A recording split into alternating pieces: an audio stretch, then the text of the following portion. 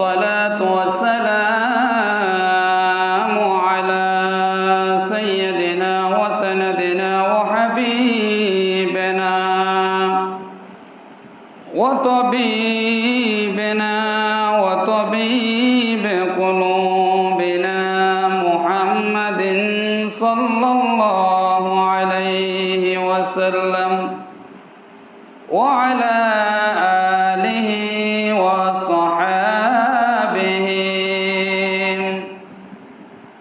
وأهل بيته وعلماء أهل سنته وأولياء أمته والناس أجمعين أما بعد فقد قال الله تعالى في كلامه المجيد وفرقانه الحميد أعوذ بالله من الشيطان الرجيم بسم الله الرحمن الرحيم وأعهدنا إلى إبراهيم وإسماعيل أن طهر بيتي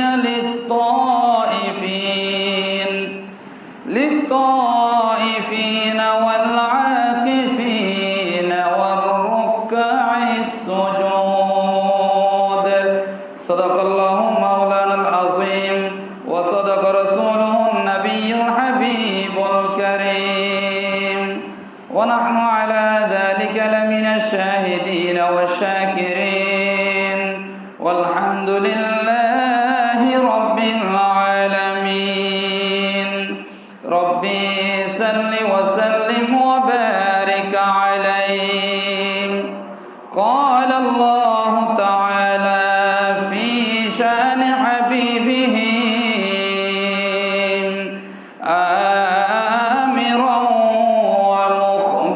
ومخبرا إن الله وملائكته يصلون على النبي يا أيها الذين آمنوا صلوا عليه وسلموا تسليما صلى الله محمد وآله وصحبه وسلم صلى الله على وآله وصحبه وسلم اللهم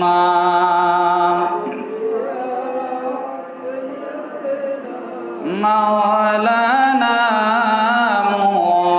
محمد وعلى آله जुमा घर के काबा बनाया देहर घर के मदीना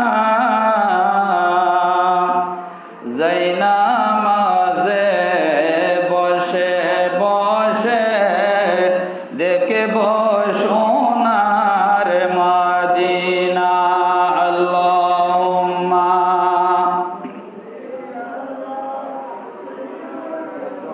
مولانا محمد وعلى آل سيدنا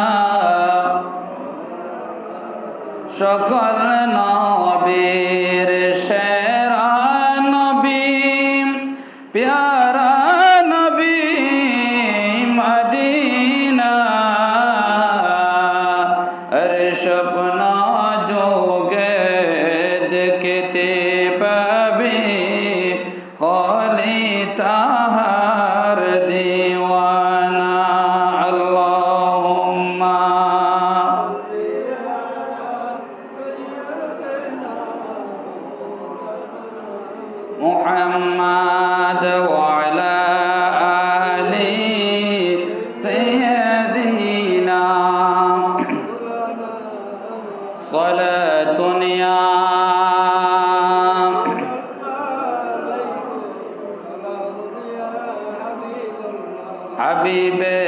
किबरिया तुम हो, शफिया सिया तुम हो, तुम्हें छूट कर कहाँ जाओ, बताओ या रसूल अल्लाह स्वलत दुनिया।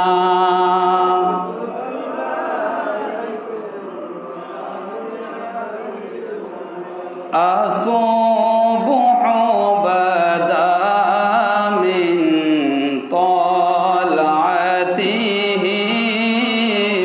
والليل دجى من وفرته الله الله الله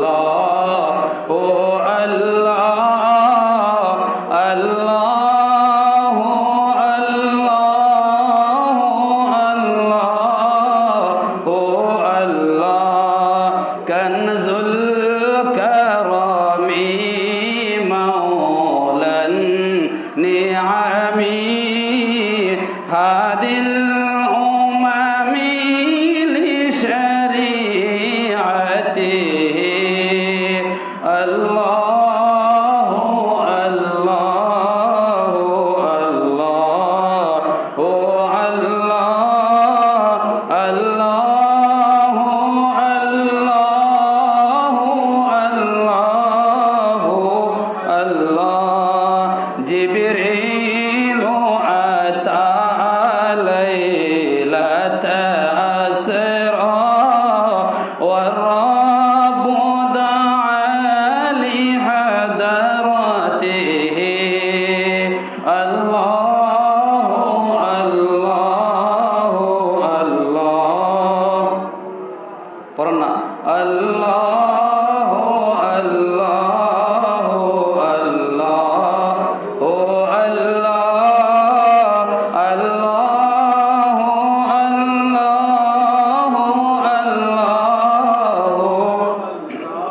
أزكى الناس بأعلى الحسب كل العرب في خدمته الله الله الله الله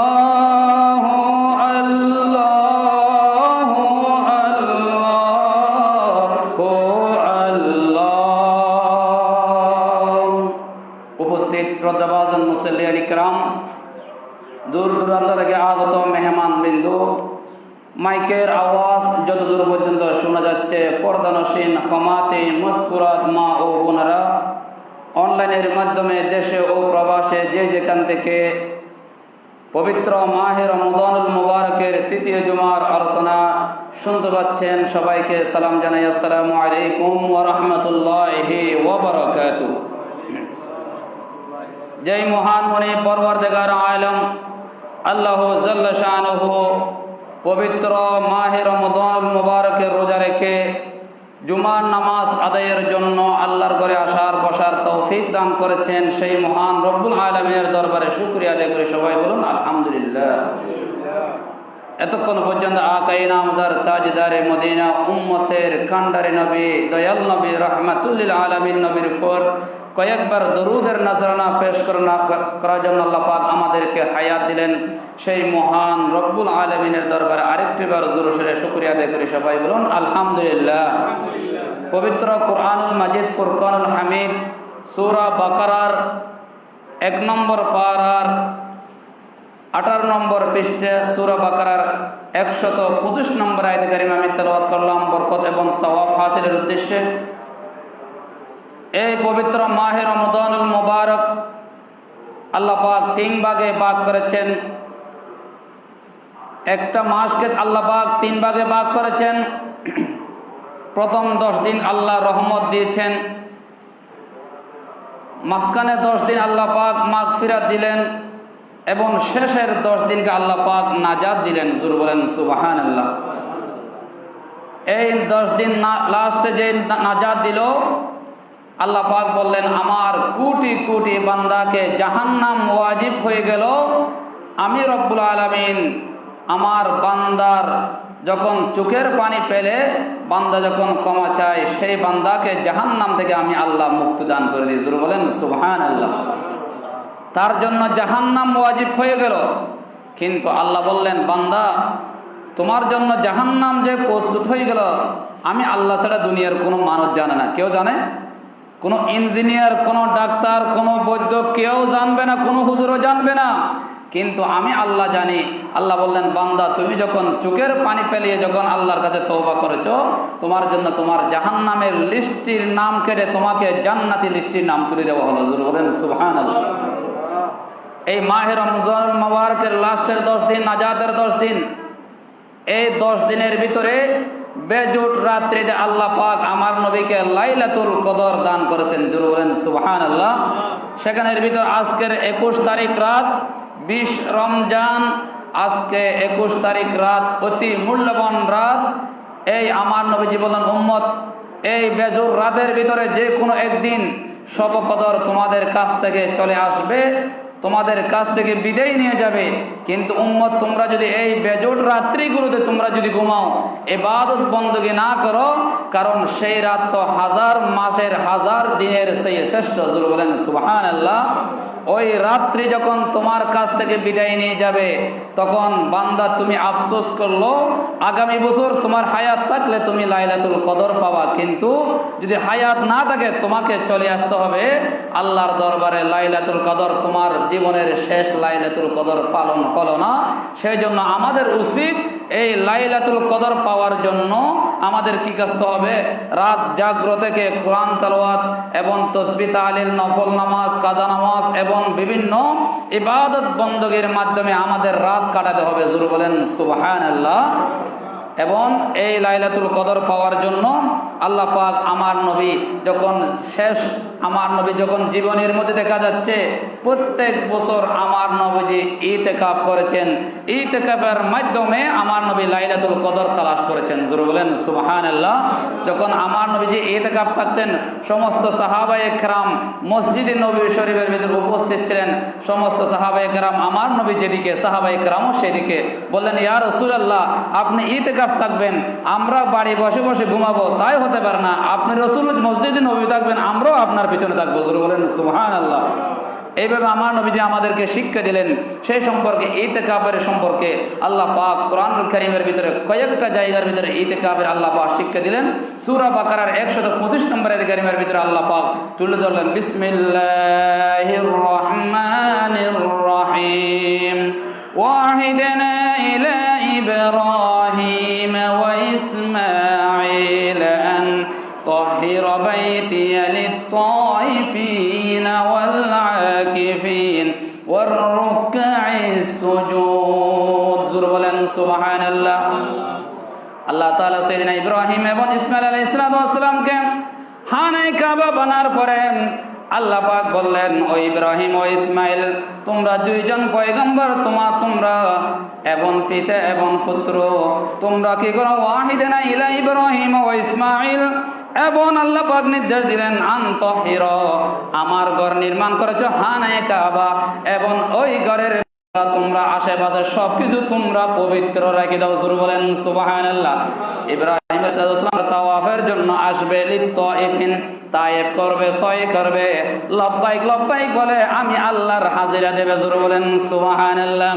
এবং ওয়াল আকিফিন মাহে রমজান মাসে আসলেন অনেক দূর দূরান্ত থেকে আমার বান্দা বান্দিনী ইতিকাফের জন্য আল্লাহর ঘর মসজিদে নববী শরীফের ভিতরে এবং আল্লাহর ঘর হেরাম শরীফের ভিতরে বাইতুল মুকাদ্দাসে চলে আসবে। জোরে বলেন সুবহানাল্লাহ।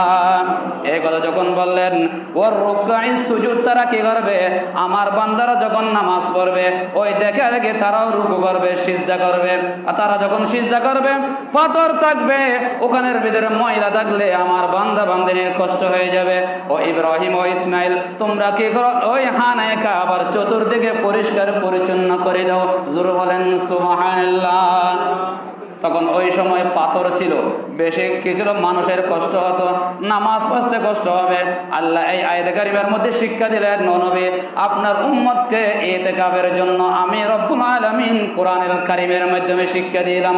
জোরে বলেন সুবহানাল্লাহ।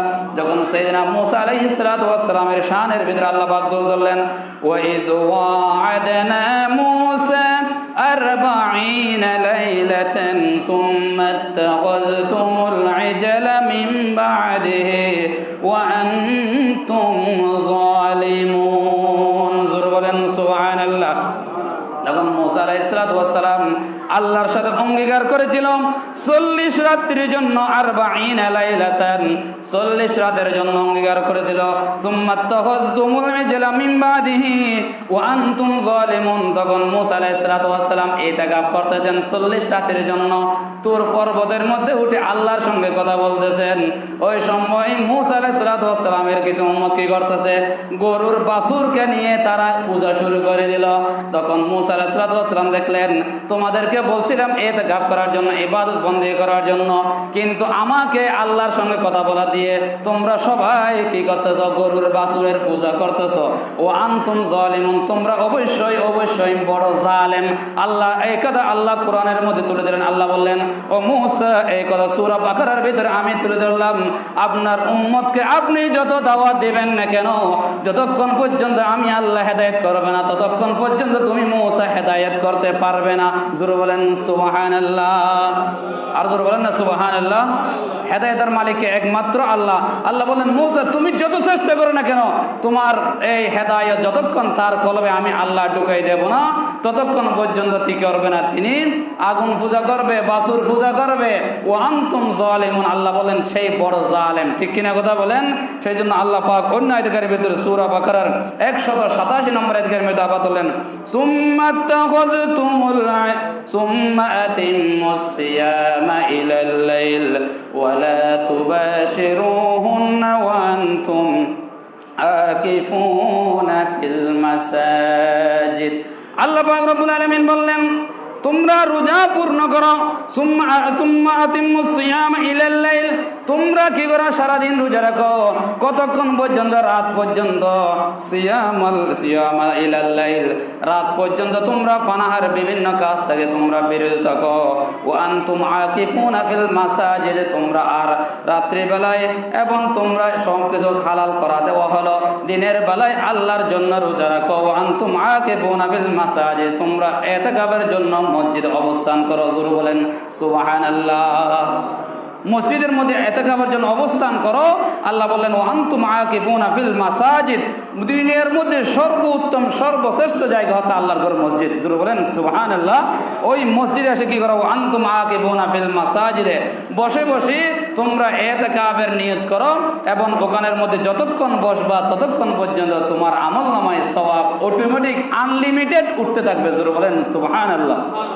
তখন আল্লাহ পাক আবার কোরআন সূরা বাকারার সূরা কাহাফের 28 নম্বর পারার মধ্যে, সূরা কাহাফের ভিতরে সূরা যে 15 নম্বর সূরা কাহাফ আছে, আল্লাহ পাক সূরা কাহাফের মধ্যে বললেন, ওয়াসবির নাফসাকা মা'আল লাযীনা ইয়াদউনা রাব্বাহুম বিল গাদাতি ওয়াল আশিয়্যি ইউরিদুনা ওয়াজহা ওয়া লা তা'দু আইনাকা আনহুম।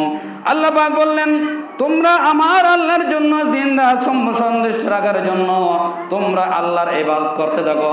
যে আল্লাহ পাক তোমাকে জীবনের ভিতরে তোমাকে সব কিছু দিয়েছেন, ইউরিদুনা ওয়াজহু, আল্লাহ পাক বললেন তোমার চেহারা সুন্দর করে বানালাম, তোমার চোখ সুন্দর করে বানালাম, তোমার কান সুন্দর করে বানালাম, সব কিছু বানালাম তোমাকে যেন মানুষ চিৎকারি করতে না পারে, মানুষ তোমাকে যেন কি ঘৃণা করতে না পারে, তোমাকে মানুষ রূপে যে রকম সৌন্দর্য লাগে আমি রব্বুল আলামিন তোমাকে সেইভাবে সৌন্দর্য করে সৃষ্টি করেছি। জোরে বলেন সুবহানাল্লাহ। আল্লাহ পাক বললেন, তুমি নিজের দিকে ওয়ালা তা'দু আইনাকা আনহুম, তোমার নিজের চক্ষু দিয়ে নিজের দিকে তাকাও না করো। আল্লাহ পাক তোমার জন্য কত ইহসান করেছেন। জোরে বলেন সুবহানাল্লাহ। আর জোরে বলেন না সুবহানাল্লাহ। আল্লাহ বলেন, আমি কত ইহসান করলাম বান্দার জন্য, আমি শত্রুমি করি নাই, বান্দার জন্য আমি কি করি নাই, তার জন্য কৃপণ করি নাই।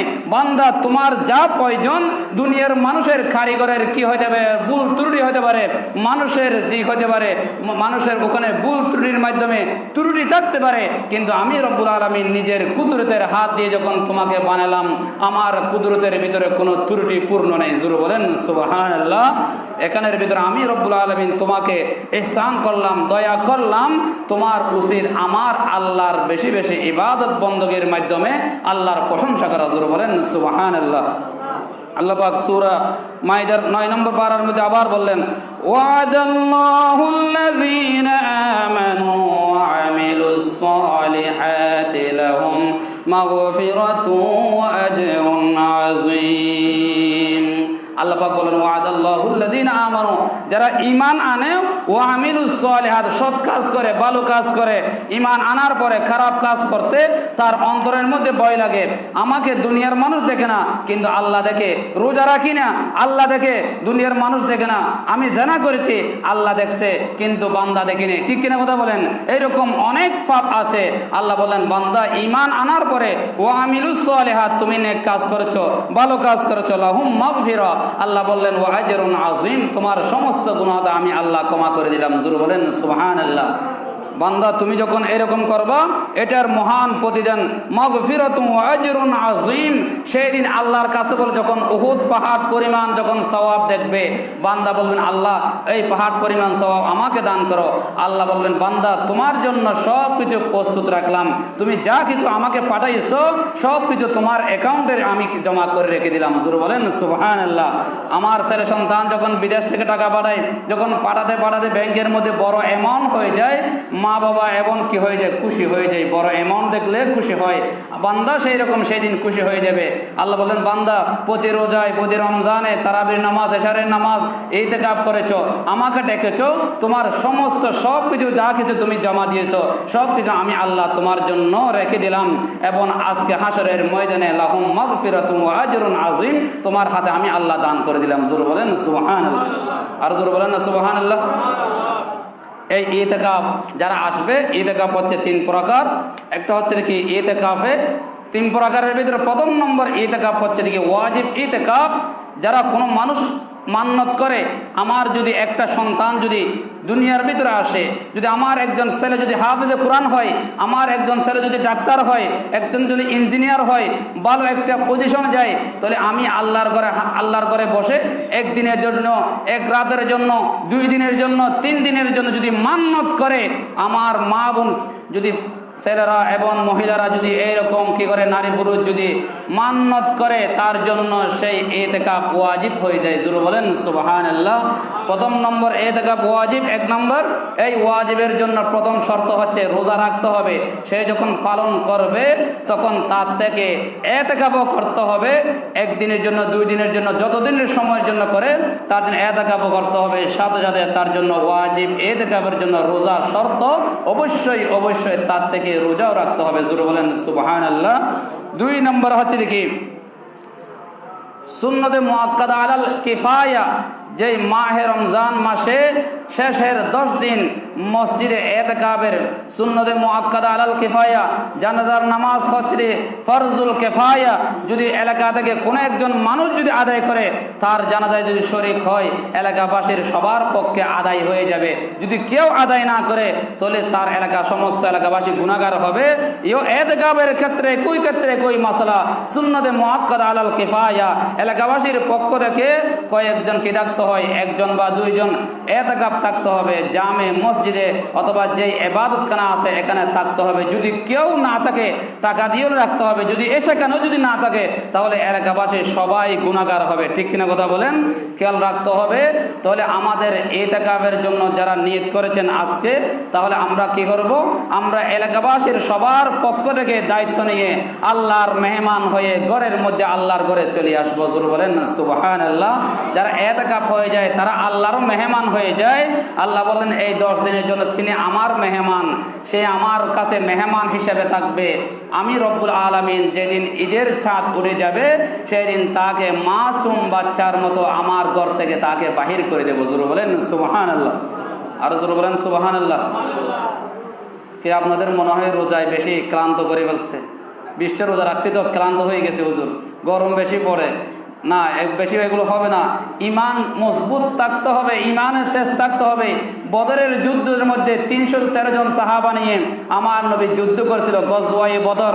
আমার নবীজি যে কাফেরদের আবু জাহেলের সঙ্গে ছিল 1000-এর উপরে, কিন্তু সবাই মুখে রোজা নিয়ে রোজা নিয়ে 313 জন বদরের যুদ্ধের ময়দানে মদিনা শরীফ থেকে 80 মাইল দূরে যুদ্ধ করেছেন। তাদের ভিতরে ইমানের তেজ ছিল। আমাদের ইমান মজবুত কমে যাচ্ছে আস্তে আস্তে। সুবহানাল্লাহ, আলহামদুলিল্লাহ, এগুলো একটু বড় বলবেন, সবাই বলেন সুবহানাল্লাহ, এগুলো একটু বড় বলবেন। আর একটা হচ্ছে নফল এতেকাফ। যে নফল এতেকাফ কোনটা? আমরা যেই মসজিদের মধ্যে আসি, মসজিদের মধ্যে ঢুকার সঙ্গে সঙ্গে আমরা বলি আল্লাহুম্মা আফতাহ লি আবওয়াবা রাহমাতিকা, এই দোয়া করি। দোয়া করার সঙ্গে সঙ্গে মসজিদে ঢুকবেন, বিসমিল্লাহি তাওয়াক্কালতু আলাল্লাহ নাওয়াইতু সুন্নাতাল ইতিকাফ। সবাই আমার মুখে পড়ুন, বিসমিল্লাহি তাওয়াক্কালতু। সবাই বলেন না জোরে জোরে, বিসমিল্লাহি তাওয়াক্কালতু আলাল্লাহ নাওয়াইতু সুন্নাতাল ইতিকাফ। আমরা যদি এখানে মসজিদের মধ্যে বসি, আমার নবীজি বললেন ঢুকার সঙ্গে সঙ্গে তোমরা ইতিকাফের নিয়ত করে ফেলবা। কারণ ইতিকাফের যখন নিয়ত করবা, নামাজ পড়তে আসছে জোহরের, বসতে বসতে তিনি আলাপ করতে করতে আসর হয়ে গেল। আমার নবীজি বললেন এখানে যত আলাপ করেছো না কেন, তোমার জন্য গুনাহ লেখা হবে না, কারণ তোমার নিয়ত ছিল ইতিকাফের নিয়ত। ইতিকাফের নিয়ত ছাড়া মসজিদের মধ্যে কোনো দুনিয়াবি কথা বলতে পারে না, ঠিক কিনা কথা বলেন? সেই জন্য আমরা আজকে থেকে মনে রাখবো, আরবি নিয়ত আমরা জানবো তা শর্ত নয়। আমরা যদি বাংলা জানি, আল্লাহ বাংলা ভাষাও বুঝে, ঠিক কিনা কথা বলেন? আল্লাহ সব ভাষা বুঝে, যে আল্লাহ আমাকে সৃষ্টি করেছেন সেই আল্লাহ সব ভাষা বুঝে। জোরে বলেন সুবহানাল্লাহ। আমরা কি করে ফেলবো? ঢুকার সঙ্গে সঙ্গে ইতিকাফের নিয়ত মনে মনে করে ফেলবো। মনে মনে করলেও আল্লাহ জানে, মুখে পড়লেও আল্লাহ জানে। জোরে বলেন সুবহানাল্লাহ। আমরা নামাজ কি করব? ইতিকাফের নিয়ত করব। তো যদি এরকম ইতিকাফ নিয়ত করেন, তাহলে আপনার জন্য মসজিদে যত বসবেন, যত খাটাবেন, যত সময় দিবেন, ততক্ষণ পর্যন্ত আপনার এই সামান্য সময় 2 ঘন্টা 3 ঘন্টা যে অবস্থান করেছেন, এটার জন্য আপনার ইতিকাফের সওয়াবে আল্লাহ আপনার আমল নামায় ইতিকাফের সওয়াব দান করবে। জোরে বলেন সুবহানাল্লাহ। এটা হচ্ছে নফল ইতিকাফ। এটার জন্য রোজা শর্ত নয়, শুধু রোজা শর্ত হচ্ছে ওয়াজিব জন্য। যারা এরকম মান্নাত করে, আমাদের মা বোন যারা করে, তাদের জন্য আসুন ইতিকাফ যারা থাকবে তাদের জন্য আমার নবীজি বললেন, আমি যখন আমার জীবনে 63 বছর আমি সারা বছর কি করলাম? ইতিকাফ করেছি। আমার নবীজি বলেন, ক্বালান নবী সাল্লাল্লাহু আলাইহি ওয়াসাল্লাম আন ইবনে উমর রাদিয়াল্লাহু তাআলা আনহু ক্বালা কানা রাসূলুল্লাহ সাল্লাল্লাহু আলাইহি ওয়া সাল্লাম ইয়াতাকিফু আশর আওয়াখির মিন রমাদান মুত্তাফিকুন আলাইহি রাওয়াহুল বুখারী। জোরে বলেন সুবহানাল্লাহ। হযরত আব্দুল্লাহ ইবনে উমর রাদিয়াল্লাহু তাআলা বললেন, আমার নবীজি মাহে রমজানের শেষ দশকে মসজিদে নবী শরীফের ভিতরে 10 দিন ইতিকাফ করেছেন। জোরে বলেন সুবহানাল্লাহ। এবং আমার নবীজির মা আয়েশা সিদ্দিকা রাদিয়াল্লাহু তাআলা বলেন, নবী সাল্লাল্লাহু আলাইহি ওয়াসাল্লাম কানা ইয়াতাকিফুল আশরাল আওয়াখির মিন রমাদান, রমজান মাসের শেষ দশকে, যেই মাগফিরাতের 10 দিন, হাত্তা তাওয়াফাহুল্লাহু তাআলা। আমার নবী বলেন, সুম্মা আতাকাফা আজওয়াজুহু মিন বাদিহি, আমার নবীজি ইতিকাফ করেছেন শেষ 10 দিন। এবং আরো কি আদেশ দিলেন, হাত্তা তাওয়াফাহুল্লাহু তাআলা সুম্মা ইতাকাফা আজওয়াজুহু, ও আমার স্ত্রীগণ তোমরা আল্লাহর জন্য তোমরা ইতিকাফ করো। জোরে বলেন সুবহানাল্লাহ। এটা মুত্তাফিকুন আলাইহি সহিহ হাদিস।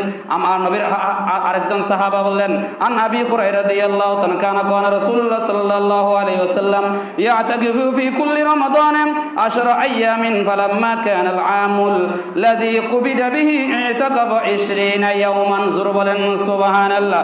আমার নবীজি যখন কি করবেন, যখন মাহে রমজান মাস আসতো, শেষ দশকের মধ্যে এমন ভাবে কোমর বেঁধে ফেলতেন, গামছা দিয়ে আমার নবী কোমর শক্ত করে বেঁধে ওই 10 দিন পর্যন্ত আল্লাহর ঘরে মসজিদে নবী শরীফের ভিতরে থাকতেন। এবং আমার নবী প্রত্যেকটা রাত্রে দাঁড়িয়ে দাঁড়িয়ে নামাজের মাধ্যমে, কোরআন তেলাওয়াতের মাধ্যমে কাটিয়ে দিতেন। জোরে বলেন সুবহানাল্লাহ। এবং ফি কুল্লি রমাদান 10 আইয়ামিন, আমার নবীজি বললেন, আবু হুরায়রা বললেন, আমার নবীজি যখন যেই বছর ইন্তেকাল করবেন, ওই বছর আমার নবীজি 20 দিন পর্যন্ত ইতিকাফ করলেন। জোরে বলেন সুবহানাল্লাহ। তখন সাহাবা একরাম জিজ্ঞাসা করলেন, ইয়া রাসূলুল্লাহ, ইয়া হাবিবাল্লাহ, আপনি 20 দিন কেন ইতিকাফ করলেন? আমার নবীজি বললেন, আমার জীবনের শেষ ইতিকাফ হতে পারে, আগামী বছর আমি ইতিকাফ না পেতে পারি, এই জন্য আল্লাহর মাহে রমজান মাস, রহমতের রমজান মাস পেয়ে আমি 20 দিন পর্যন্ত ইতিকাফ করার মাধ্যমে আমার আল্লাহকে সন্তুষ্টির জন্য আমি সারা রাত দাঁড়িয়ে দাঁড়িয়ে আমি ইতিকাফ করতাম এবং নামাজ পড়তাম, কোরআন তেলাওয়াত করতাম এবং সিজদার মধ্যে গিয়ে আমার উম্মতের জন্য গুনাহ ক্ষমার জন্য প্রার্থনা করতাম। আমি সিজদার মধ্যে গিয়ে আমরা বলি সুবহানা রাব্বিয়াল আলা, আমার নবী সিজদার মধ্যে গিয়ে আমার জন্য আমাদের জন্য গুনাহ ক্ষমা চাইতেন। আমার নবীজি বললেন রব্বি হাবিলি উম্মতি, রব্বি হাবিলি উম্মতি, রব্বি হাবিলি উম্মতি বলে বলে মসজিদে নবী শরীফের ভিতরে আমার নবী আমাদের জন্য দোয়া করেছেন। জোরে বলেন সুবহানাল্লাহ। সালাতুন ইয়া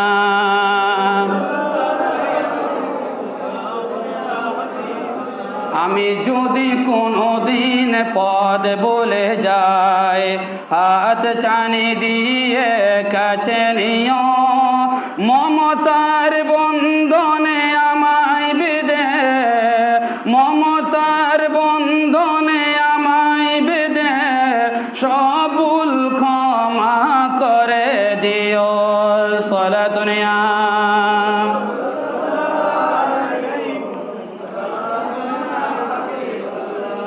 আমার নবীজি বললেন আমি ইতিকাফ করলাম, এই ইতিকাফ যারা করবে আমার উম্মতের নরনারী যারা ইতিকাফ করবে, ইতিকাফের মাধ্যমে অনেক ফজিলত আছে। ইতিকাফ যারা করবে আমার নবীজি বললেন যারা ইতিকাফের মধ্যে ঢুকবে, যখন ঈদের চাঁদ যখন উদয় হয়ে যাবে, যখন তারা মসজিদ থেকে বাহির হয়ে যাবে, আমার আল্লাহ সেই বান্দার জন্য 2টা কবুল হজের সওয়াব, 2টা কবুল উমরা হজের সওয়াব তার আমল নামায় দান করবে। জোরে বলেন সুবহানাল্লাহ। আমার আল্লাহ বললেন বান্দা তোমার হজ করতে টাকা নেই, পয়সা নেই, আমি হজের সওয়াবের জন্য তোমার জন্য সুন্দর সিস্টেম রেখে দিলাম, তুমি ইতিকাফ করো।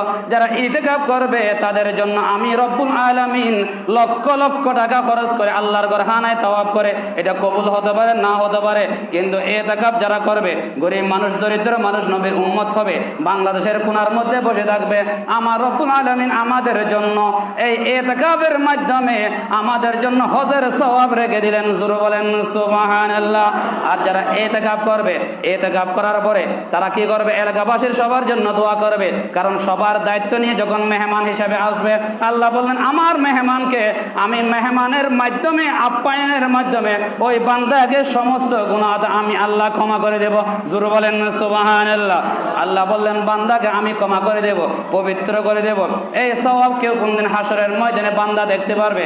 আল্লাহ বললেন লাহুম আজরুন আযীম, বহুত পরিমাণ পাহাড় পর্যন্ত সওয়াবের ওই ইতিকাফের সওয়াব আল্লাহ আপনাদের আমল নামায় দান করে দেবে। জোরে বলেন সুবহানাল্লাহ।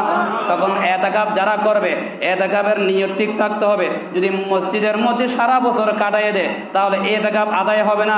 ইতিকাফের নিয়ত করে মসজিদের মধ্যে ঢুকতে হবে। আমার মা বোন যারা ঘরের মধ্যে ইতিকাফ থাকবে সেখানের মধ্যে ইতিকাফের নিয়ত থাকতে হবে। জোরে বলেন সুবহানাল্লাহ। কোনো বান্দা যদি কি করে সারাদিন আমি মসজিদের মধ্যে বসে থাকবো, মসজিদে কোরআন তেলাওয়াত সব কিছু করবো, কিন্তু ইতিকাফের নিয়ম নেই, তার ইতিকাফ 1 বছর নয়, 2 বছর নয়, 1000 বছর করলো ইতিকাফ আদায় হবে না। ঠিক কিনা কথা বলেন? ইতিকাফের নিয়ত করতে হবে। 2 নম্বর শর্ত হচ্ছে ওনাকে সব সময় কি করতে হবে? পবিত্র থাকতে হবে। কারণ ইতিকাফ যারা করে তাদের জন্য কিছু কিছু কাজ করতে পারবে, কিছু কিছু কাজ করতে পারবে না। শরীয়ত নিষিদ্ধ করেছেন মসজিদ থেকে বিনা কারণে, বিনা উজরে মসজিদ থেকে বাহির হওয়া যাবে না।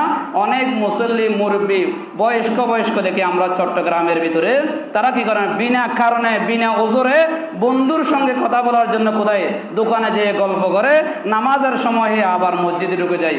আধুনিক ডিজিটাল ইতিকাফ, ঠিক কিনা কথা বলেন? এরকম ইতিকাফ আপনার কবুল হবে না, ইতিকাফ ভঙ্গ হয়ে যাবে। এবং ইচ্ছাই হোক অনিচ্ছাই হোক, কোনো মহিলা যদি কি করে, যদি ইতিকাফের নিয়ত করে কোথায় ঢুকলো? তার নিজ কামরার ইবাদতখানায় ঢুকে স্বামীর জন্য, মোহব্বতের জন্য, সন্তানের জন্য যদি কিছু ওখান থেকে বাহির হয়ে যায়, কথাবার্তা বলে, তার ইতিকাফও ভেঙে যাবে। ঠিক কিনা কথা বলেন? শরীয়তের মশলা খেয়াল রাখবেন। যারা মহিলারা আমার মা বোন শুনতে পাচ্ছেন, তারা ইতিকাফ থাকবে, এমন একটা জায়গা থাকবে 10 দিন পর্যন্ত আপনি কি থাকবেন? দুনিয়া থেকে বিমুখ থাকবেন। 10 দিনের জন্য আল্লাহর কাছে আপনি মেহমান হিসেবে চলে যাবেন। জোরে বলেন সুবহানাল্লাহ। আপনি আল্লাহর মেহমান থাকবেন। ওই 10 দিন পর্যন্ত আপনি দুনিয়াবি কাজকর্ম গুনাহের কাজ থেকে আপনি বিরত থাকবেন। পুরুষগণ কি থাকবেন? মসজিদের মধ্যে ইতিকাফ থাকবে, যেই মসজিদের মধ্যে পঞ্জাগানা নামাজ হয়, ইমাম মুয়াজ্জিনের মাধ্যমে নামাজ হয়। বহু মসজিদের কি হয় না, বহু এবাদতখানা আছে, এবাদতখানা ইমাম নাই, মুয়াজ্জিন নাই, যাই যায় তাই পড়াই দেয়, এরকম আছে কি নেই? বহু এরকম এবাদতখানা আছে। এখানে ইতিকাফ হবে না। ইতিকাফ কত হবে?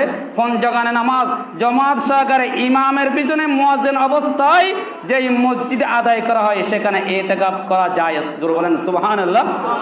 যদি সেখানে আরেকটা মশলা, হুজুর জুমার নামাজ তো হয় না, পার্শ্ববর্তী যদি কোনো জামে মসজিদে জুমা হয়, আপনি সেখানে গিয়ে জুমার নামাজ আদায় করে আসতে পারবেন, কিন্তু শর্ত আপনি কোনো মানুষের সঙ্গে কথা বলতে পারবেন না। যদি সালাম দেখিয়েও আপনি সালামের জবাব দিতে পারবেন, ওয়া আলাইকুম আসসালাম। জোরে বলেন সুবহানাল্লাহ। শরীয়তের মশলা খেয়াল রাখবেন। 2 নম্বর হচ্ছে কি, আমরা যখন মসজিদে থাকবো, মসজিদের এক কোণায় থাকবো, কারণ ওখানের মধ্যে থাকলে এক পাশে থাকবেন, থাকার পরে আপনি কি করবেন? সব সময় আপনি পবিত্র হয়ে থাকবেন।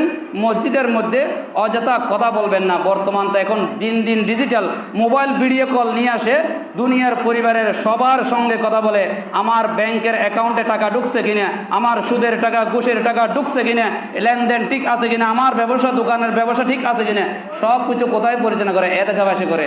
আল্লাহ বলেন এইরকম ইতিকাফ তোর দরকার নাই আমার, ঠিক কিনা কথা বলেন? এইরকম ইতিকাফ আমার আল্লাহর দরকার নাই। তুই দুনিয়া এখানে বসে বসে আল্লাহর ঘরে বসে বসে সব চিন্তা করস, এরকম আল্লাহর মেহমান ইতিকাফের দরকার নেই, ঠিক কিনা কথা বলেন?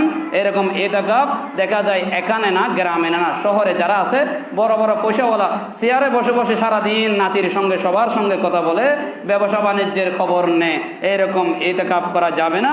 আবার মসজিদে বসে বসে কি করে? বিকাশের ব্যবসা করে অনেক মুসল্লি, এরকম ডিজিটাল দেখা যাচ্ছে। এরকম ইতিকাফ সহি হবে না, সঠিক হবে না।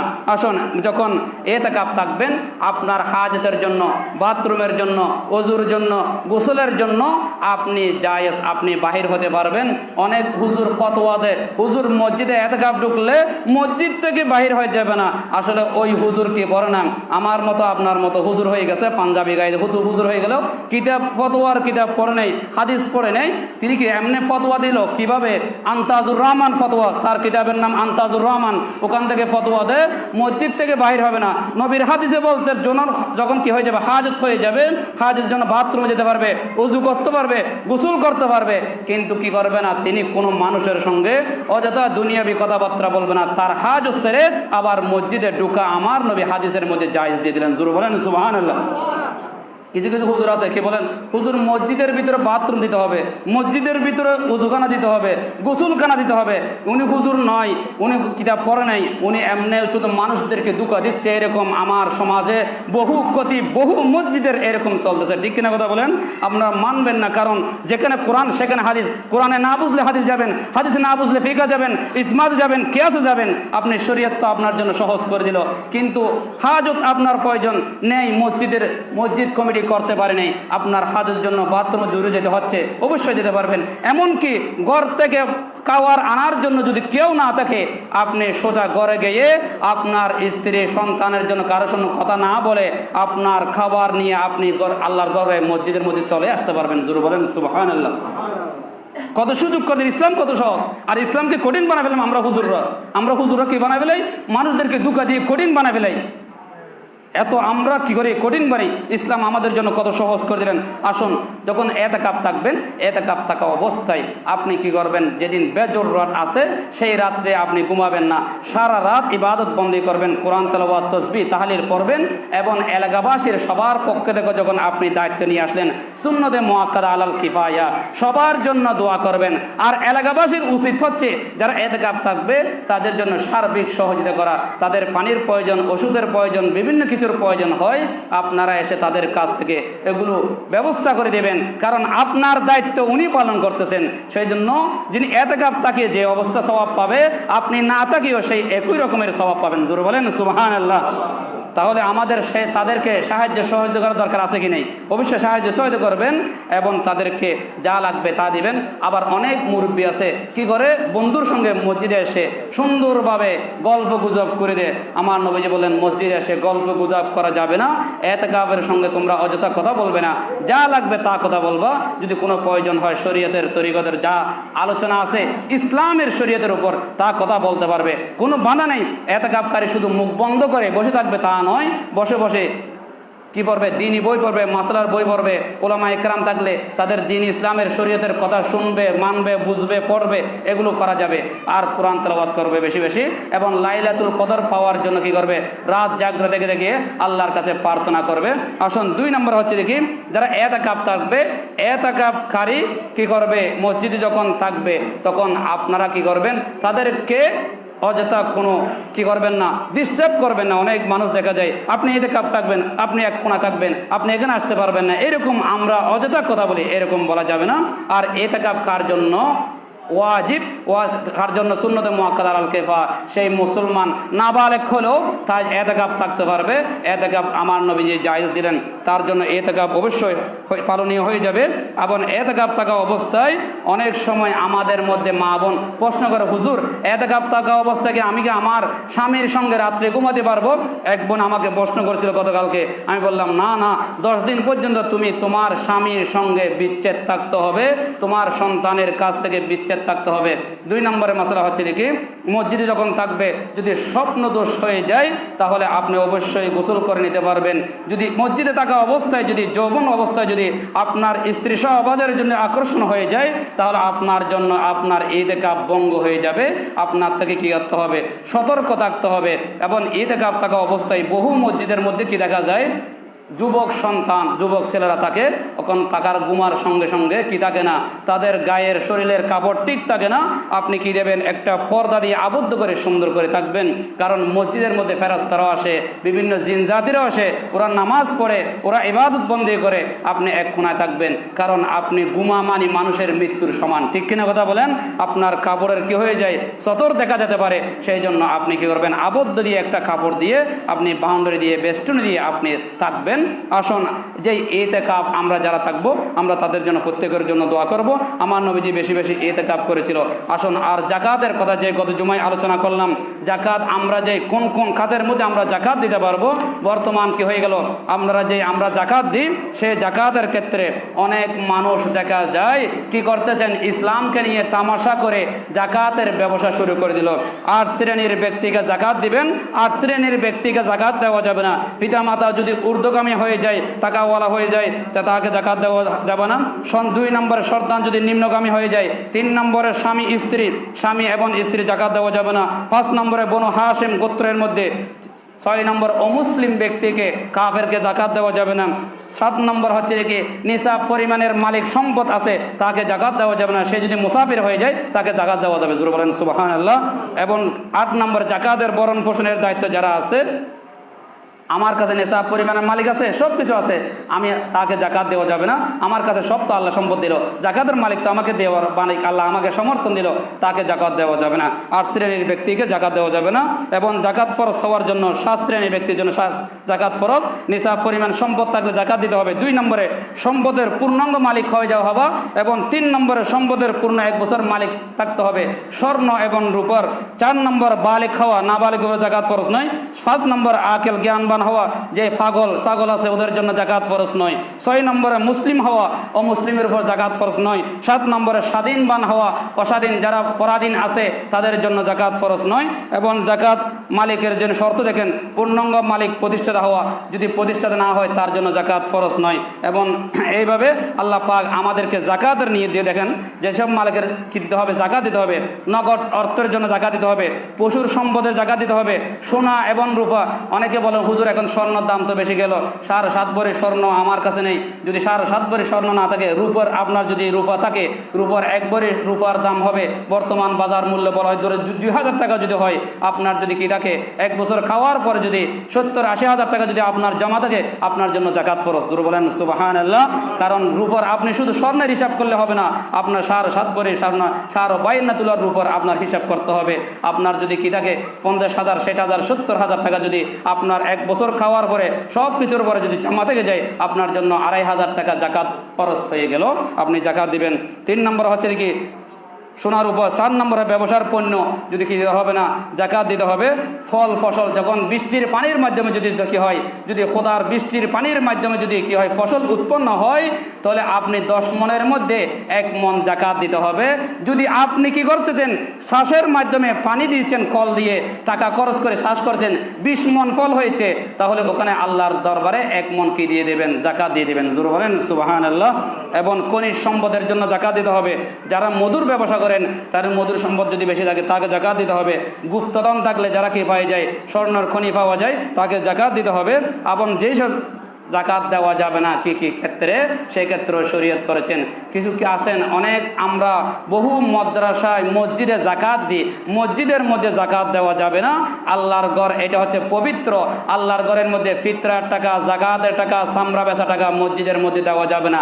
কখন দেওয়া যাবে? শর্ত, যদি সেই মসজিদ যদি কি হয়ে যায় সমুদ্রের পাশে, নদী ভেঙে ফেলতেছে, সংস্কার করার জন্য কোনো মানুষ নেই, সেই ক্ষেত্রে আপনি সামরা বেচার টাকা, জাকাতের টাকা, ফিতরার টাকা দিয়ে আল্লাহর ঘর রক্ষার জন্য আপনি মসজিদে দিতে পারবেন। জোরে বলেন সুবহানাল্লাহ। এটা একটা শর্ত আপনার জন্য জায়েজ।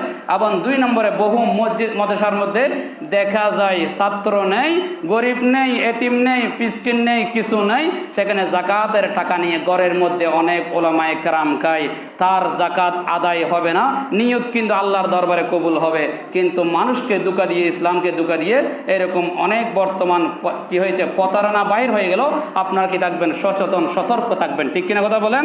এবং যেই মাদ্রাসা প্রাইভেট, যেই মাদ্রাসা দিয়ে টাকা দিয়ে কি হয়, পয়সা দিয়ে ছাত্রদেরকে পড়ানো হয়, লিমিট আনলিমিটেড নয়, লিমিটভাবে পড়ানো হয়, টাকা যতটুকু পরিমাণ পড়াও ততটুকু পরিমাণ, সেই মাদ্রাসা জাকাত দেওয়া যাবে না, সেই মাদ্রাসা দান খয়রাত করা যাবে না। কারণ এটা ইস্তেকামত নয়, প্রতিষ্ঠিত নয়। সেই মাদ্রাসা আজকে আছে কালকে নেই। যেই মাদ্রাসায় প্রতিষ্ঠিত, যেই মাদ্রাসায় এতিম মিসকিন আছে, মাদ্রাসার ফাউন্ড আছে, যেই মাদ্রাসার মধ্যে জায়গা আছে, আপনার স্থাপনা ঠিক আছে, সেই মাদ্রাসায় আপনি জাকাত দিতে পারবেন এতিম মিসকিন দেখে।